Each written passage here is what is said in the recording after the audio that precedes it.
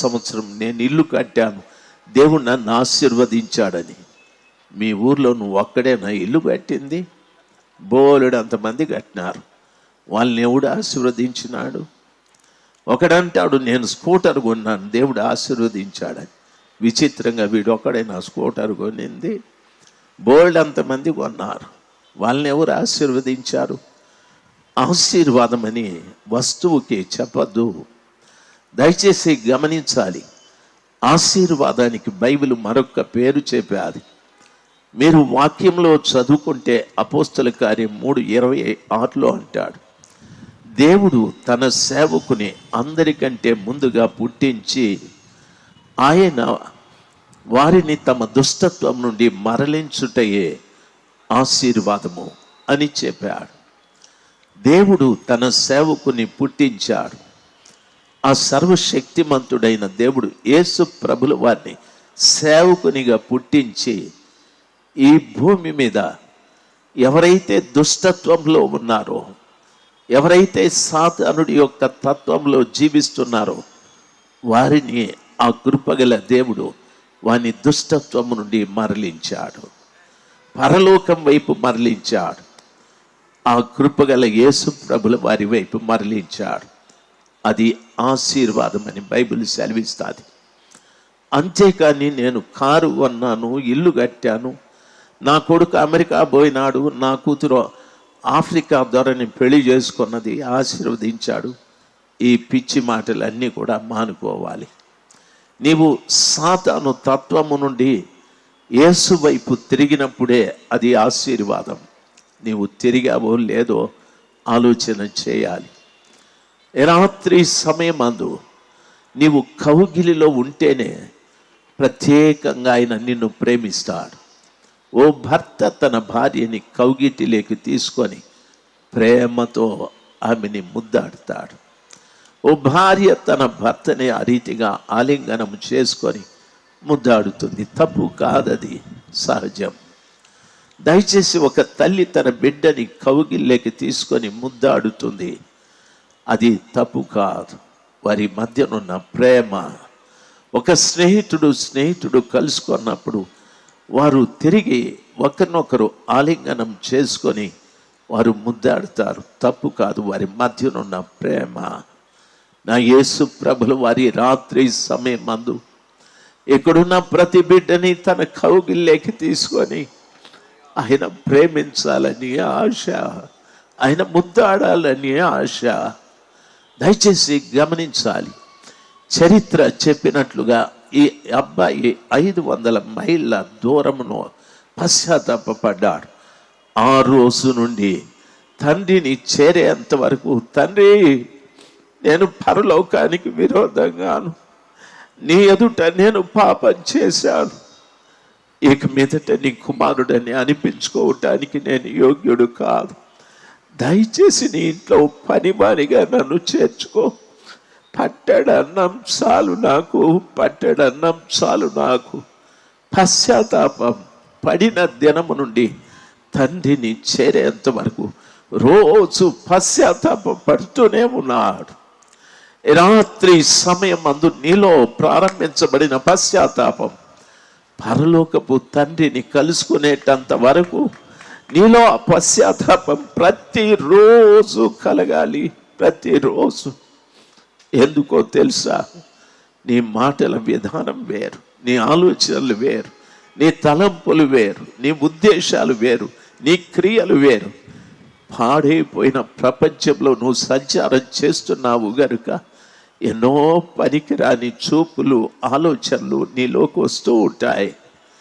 ఆయన పాదాల చెంత మోకరించినప్పుడు, తండ్రి నన్ను క్షమించు, నేను చూడకూడనిది చూశాను, మాట్లాడకూడనిది మాట్లాడాను, వెళ్ళకూడని స్థలాలకు వెళ్ళాను, చేయకూడని కార్యాలు చేశాను, దౌర్భాగ్యమైన ఈ మరణం నుండి నేను తప్పించబడాలి, నన్ను క్షమించు, నన్ను క్షమించమని ఆ తండ్రిని కలుసుకునేటంత వరకు కుమారుడు ఎలాగ పశ్చాత్తాపడ్డాడో నేను కూడా ప్రతిరోజు ఆయన పాదాల చెంత పశ్చాత్తాపం ఆ పశ్చాత్తాపం నాలో కలుగుతూ ఉంటే తండ్రి నాకు ముందుగా ఆయనే వచ్చి నన్ను కౌగిలించుకొని ముద్దు పెడతాడు, ప్రేమిస్తాడు. ఆయన ప్రేమిస్తే ఏం జరుగుతుంది అనే ఆలోచన మీకు రావచ్చు. సామెతల గ్రంథం 8వ అధ్యాయం 17వ వచనంలో చెప్పబడి ఉంది, నన్ను ప్రేమించు వారిని నేను ప్రేమిస్తాను అని ప్రభు చెప్పాడు. నన్ను ప్రేమించే వారిని నేను ప్రేమిస్తాను. ప్రేమించి నేనేం చేస్తానో తెలుసా? నా దగ్గరున్నవి మీకు ఇస్తాను. నా దగ్గర ఐశ్వర్యం ఉంది, నా దగ్గర ఘనత ఉంది, నా దగ్గర స్థిరమైన కలిమి ఉంది, నా దగ్గర నీతి కూడా ఉంది. ఇవన్నీ నేను మీకు ఇస్తాను.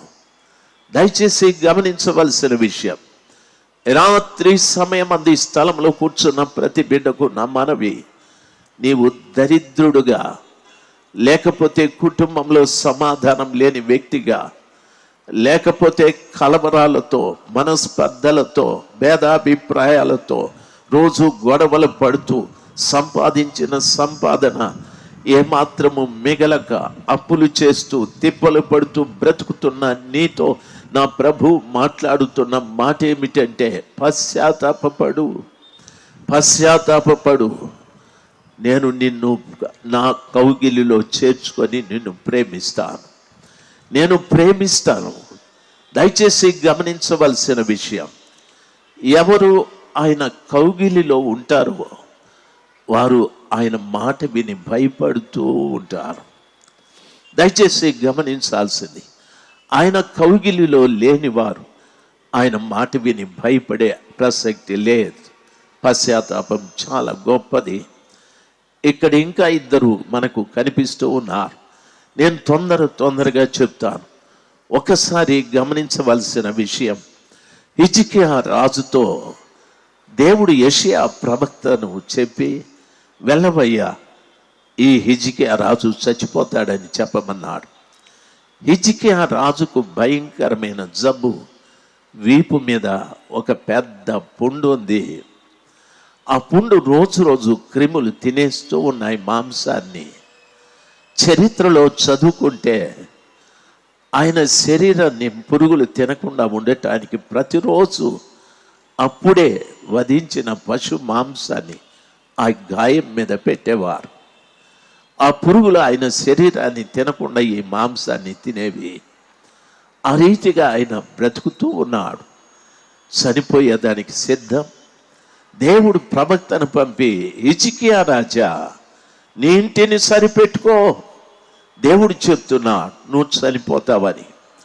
హిజ్కియా రాజుకు భయం వేసింది, నేను చనిపోతాను అని గోడ వైపు తిరిగి ప్రభుని ప్రార్థిస్తూ ఉన్నాడు. యెహోవా దేవా, నన్ను క్షమించండి, యెహోవా దేవా, నన్ను క్షమించండి, నన్ను కనికరించండి. మీ మందిరంలో నేను చేసిన పనులు ఒక్కసారి జ్ఞాపకం చేసుకోండి. దయచేసి మీ మందిరానికి నేను చేసిన పనులు ఒకసారి జ్ఞాపకం చేసుకోమని కన్నీరు విడిచాడు.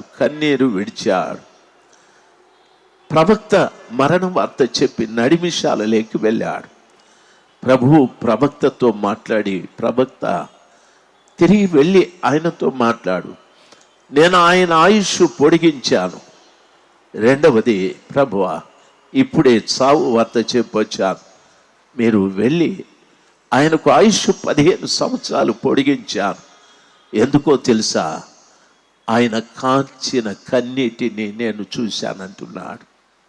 రాత్రి సమయమందు నీ అందం, నీ ఆరోగ్యం, నీకున్న డబ్బు, నీకున్న దర్పం, నీకున్న కులం, నీకున్న మతం, నీ జాతి కాదు నా ప్రభు చూసేది. రాత్రి నీ కన్నీటిని ప్రభు చూస్తాడాయన, నీ కన్నీటిని చూస్తాడాయన. ఆయన పవిత్రమైన పాదాల చెంత పశ్చాత్తాపపడే ఆ హృదయం నిలువ రావాలి.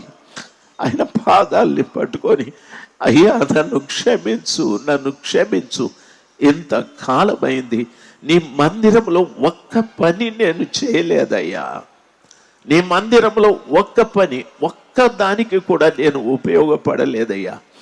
హిజ్కియా అంటున్నాడు, నీ మందిరంలో నేను చేసిన పని జ్ఞాపకం చేసుకో. దేవుడు వెంటనే కృతజ్ఞత హృదయం కలిగిన ఆ గొప్ప దేవుడు ప్రవక్తతో మాట్లాడి వెళ్ళి అతని ఆయుష్ 15 సంవత్సరాలు పొడిగించానని చెప్పు. ప్రవక్త అంటున్నాడు, మరి అతని రోగం గురించి అంజురపు పండ్ల అడను ఆయన గాయం మీద పెట్టమని చెప్పు, స్వస్థపరచబడతాడని ప్రభు చెప్పాడు. దయచేసి గమనించాలి, పశ్చాత్తాపం ఒక వ్యక్తిని రోగం నుండి విడిపించాలి. పశ్చాత్తాపం ఒక వ్యక్తిని మరణం నుండి తప్పించాలి. రాత్రి సమయమందు హిజ్కియాని ఆయన కన్నీళ్లను ప్రభులు వారు చూసి ఇక చనిపోతావని చెప్పిన ఆ వ్యక్తిని 15 సంవత్సరాలు పొడిగించాడు. నీ ఆయుష్ను పొడిగించే దేవుడే కాదు, నీ ఆరోగ్యాన్ని కుదిర్చే దేవుడు. దేవుడి రాత్రి నీ వేషం, నీ భాష, నీ ఉద్యోగం, నీ అది ఇది కాదు, నీ కన్నీటిని చూసే దేవుడు ఆయన. నీ కన్నీటిని చూసే దేవుడు. ఈ ప్రాంగణంలో ఆ కృపగల దేవుడు సంచారం చేస్తూ ఉన్నాడు. ఏ బిడ్డ పశ్చాత్తాపం పడుతుందని నేను ప్రభు నందు విశ్వసిస్తున్నాను. దేవుని ఆత్మ నాతో మాట్లాడుతూ ఉంది. చాలామంది ఏడుస్తూ ఉన్నారు, చాలామంది స్థలంలో ఏడుస్తూ ఉన్నారు. నిజమే కదా, నేను దేవునికి దూరమై ఈ రోగంతో బాధపడుతూ ఉన్నాను. ఎంతమంది వైద్యులైనా, రాజుకు రోగం వస్తే వైద్యులకు కొదువేముంది? ఎంతో మంది వైద్యులను చూశాను, కానీ రోగం కుదరలేదు. రోగం కుదరకపోవటానికి గల కారణం నా పాపమే. నేను మందిరంలో దేనికి ఉపయోగపడలేదు, నా పాపమే. నన్ను క్షమించు, నన్ను క్షమించు. రాజు చేతులెత్తి మొరపెడుతూ ఉన్నాడు, నన్ను క్షమించు, నన్ను క్షమించమని.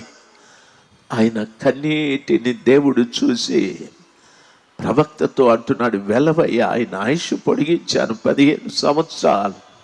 రాత్రి సమయమందు ప్రియులారా గమనించాల్సింది, ప్రభు పాదాల చెంత పశ్చాత్తాప పడితే ఈ రాత్రి నీ రోగం కుదరచ్చు, ఈ రాత్రి నీ ఆయుష్ పొడిగించవచ్చు, నీ పరిస్థితులే మారచ్చు. ఈరోజు నువ్వు పశ్చాత్తాప పడితే, ఆ కుమారుడు పశ్చాత్తాపడి వచ్చిన కారణాన వాని దశ పూర్తిగా మారిపోయాది. వాని ఆలోచన ఆ ఇంటిలో పనివాడుగా ఉందాం, పట్టెడన్నం చాలనుకున్నాడు. అయితే పశ్చాత్తాపం వాని దశను మార్చాది. వాడు తిరిగి కుమారుడుగా ఆ ఇంట ప్రవేశించాడు. వాని కొరకు కొత్త దుస్తులు, ఉంగరము, జోళ్ళు, ఓ పెద్ద విందు ఏర్పాటు చేశాడు. దశ మారిపోతుంది, నీ పరిస్థితి మారిపోతుంది. పశ్చాత్తాపం అంత గొప్పది.